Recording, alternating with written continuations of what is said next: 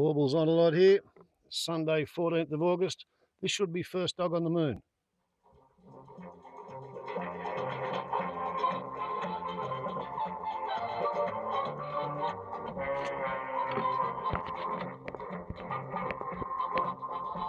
Hello, Patriots.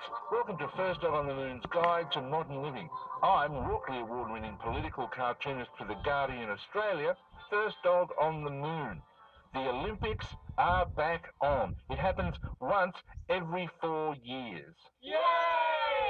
In a week when the Australian media is filled with bad news stories about the failure of every aspect of the census, proof that the government's hiding the sexual abuse of children on Nauru, and proof that the Australian Labor Party don't actually serve any purpose, not one that we can see, well, with all this bad news around, we need a good news story. Well, there aren't any. Everything is terrible and we're all going to die. So how about a distraction instead? That's right, we're going to Rio. Oh, when my baby smiles at me, I go to Rio. Welcome to Rio de Janeiro. Through the magic of radio, we're pretending that today's Guide to Modern Living is coming to you live from the main stadium here at the 2016 Olympics. Just listen to that atmosphere. The sights and sounds of Rio are so exciting. Oh, goodness me, I've come over all Bruce McAvaney. Can you hear that? It sounds like the sunbath.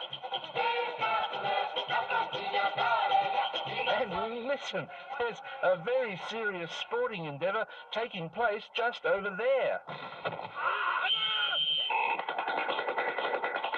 Hark! There's a traditional Brazilian riot taking place in one of the local favelas, as they're called. Oh, no, wait, I think it's just the torch relay making its way into the stadium. Fun fact, it had to be escorted by riot police with tear gas, stun grenades and rubber bullets. That's how popular the Olympics are with the locals. As always, the sounds and sights of every Olympics paint a glittering picture of the collision of sporting prowess, nationalism and whatever major city the whole thing is inflicted on.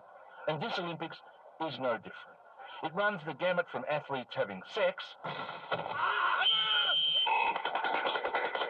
people being carried away by gigantic Zika-infected mutant mosquitoes, people having their homes demolished to make way for billions and billions of dollars worth of badly built sporting infrastructure that begins to decay before it's even finished. Things are so bad here in Brazil, even the teachers riot. True. I mean, I can't imagine our Mrs. Dinkley from grade 6 at Camperdown Primary doing her nut and chucking half a brick through the window of JB Hi-Fi just because Australia spends more on private schools than it does on public schools. Well, maybe she should. Don't tell Michelle Guthrie I said that. Anyway, enough about things that aren't sport. Let's get on to the sport. Australia's won a number of medals, more than some countries. Yay! And less than others.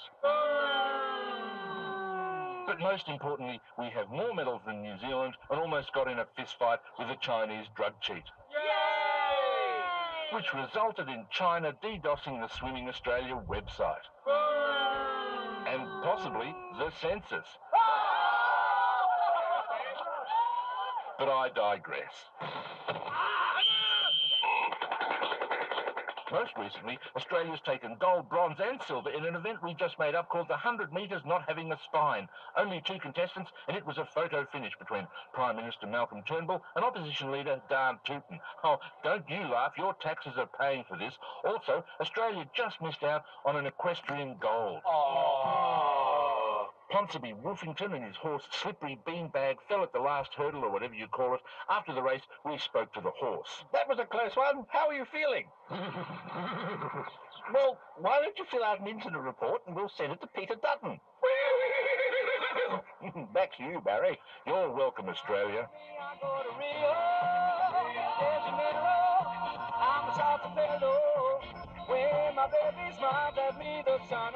Yes, thank you, dog. Rio, spectacular. That's it for Sunday Extra. Yes, well, it was that kind of a week, wasn't it? And I do recall prophesying last week that there was going to be difficulties with the census there were indeed major difficulties with the census. Once upon a time, the story was that everybody had to fill out the census, but it was okay because it was anonymous. And because it was anonymous, you could tell the truth. That was turned on its head when they started keeping the data for a year, and now they wanted to keep it for 4 years. That annoyed a lot of people. I was one of the annoyed. But I did expect that they would bring my census form to me, as they used to do. You know, there was part of the whole rave was that the individual from the Census Department, the Australian Bureau of Statistics, would trot up everybody's driveway, no matter how far flung you were, so that they could give you your piece of paper.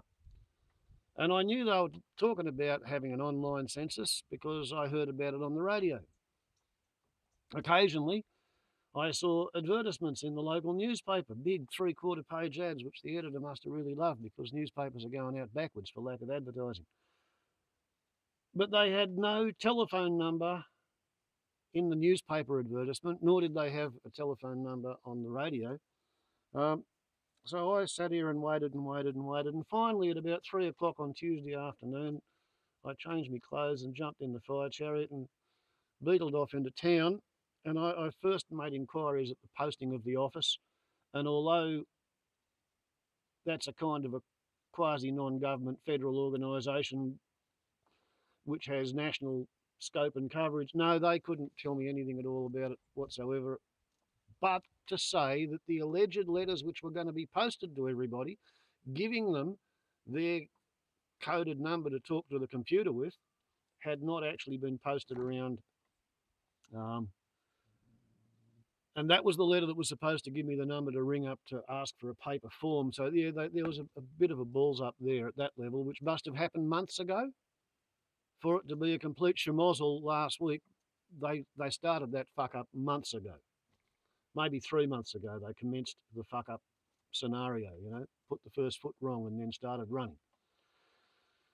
Okay, so after the posting of the office, I went to the local town council and I made inquiries there, and one of them was actually not a painted secretary. It was quite refreshing to see an unpainted secretary, no makeup or war paint. Got on her computer, and she came up with a telephone number that I could have rung up if it wasn't for the fact that the thundering of the storm and the lightning of the bolt had hit the flowering of the pot, which, that's coded talk for my phone, hadn't been working for a week, the landline. I'm buggered if I'm going to pay prepaid mobile rates to ring anybody up in a government office with a holding line and an answer phone to ask them where's my form. So then I decided we will abandon official lines of inquiry and we will plug in to the gossip network, to the Bush Telegraph. So I toddled down the main street, asked at a couple of places. People had no idea at the bakery. So I tried at the bookshop. And yeah, in the bookshop, there's a bloke who also has a habitation 50 kilometres out of town. I'm only 15 k's out of town. And he regaled me with tales of how the idiot who was supposed to deliver the census forms turned up at the local hippie commune, having looked at Google and decided that there were about 13 properties on this 4,000 acres, 3,500 acres, where I'm pretty sure there'd be closer to 30 or 50 dwellings and 100 or 150 people living there. So they'd left that till last because they thought it was going to be the easiest.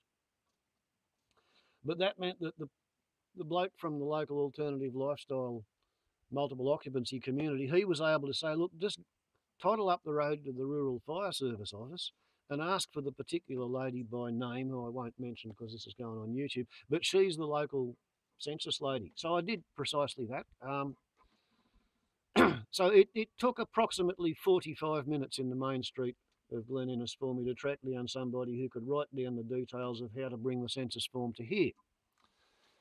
Okay, done me duty. I've established the fact that I tried to get a hold of a form, and if they can't get their act together to provide me with a form, well, tough shit, they just don't want to know about me, do they? But then what happened was apparently their website thingy kept falling over for them, and it fell over 4 times in a row. So they decided there must be a distributed denial of service attack going on. And they were terrified at the idea that the website wasn't behaving the way they expected it to behave.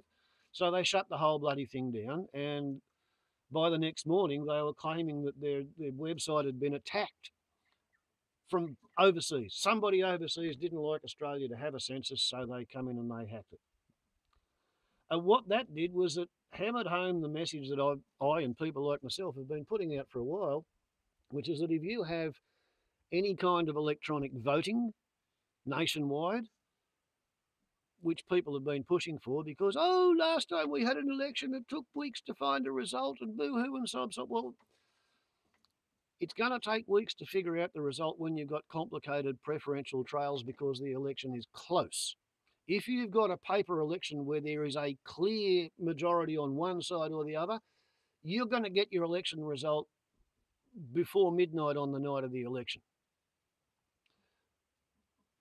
The thing is, if you have an electronic election online where people are voting in the federal election with their mobile phone or their desktop computer or their tablet or their laptop or whatever it is, then anybody from Uzbekistan to Chile to China can hack your system if they know what they're doing. And they're pretty good at it, you know, and they can appoint the government in Australia.